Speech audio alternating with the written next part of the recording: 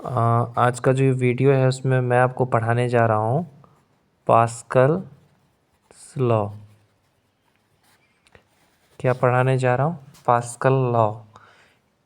ठीक है, ये पास्कल का लॉ क्या है पहले ये देखते हैं।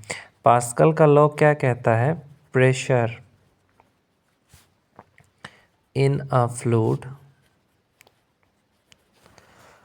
पास्कल का नियम कहता है, पास्कल लॉ कहता है pressure in a fluid acts in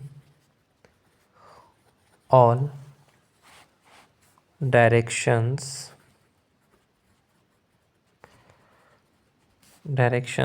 and it is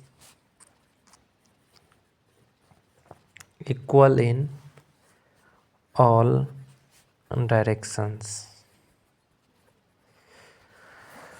pascal law क्या कहता है? Pressure in a fluid acts in all directions and it is equal in all directions. यानी जो प्रेशर है वो हर डायरेक्शन में इक्वल होगा। जैसे एक एग्जांपल ले लेते हैं, जैसे कि यहाँ पे एक एग्जांपल कंटेनर लिए, उसमें पानी भर दिया।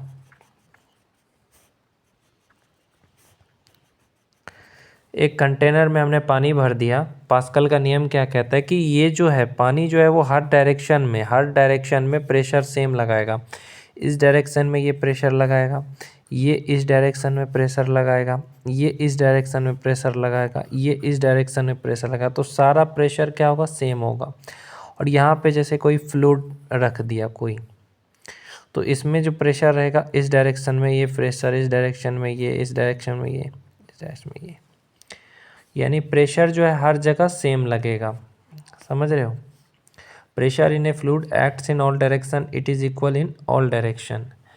तो बुक में क्या है कि प्रेशर का कोई डायरेक्शन फिक्स नहीं है, लेकिन आपके एनसीईआरटी में दिया हुआ है कि प्रेशर स्केलर क्वांटिटी है। ये कहाँ दिया हुआ है? एनसीईआरटी में दिया हुआ है।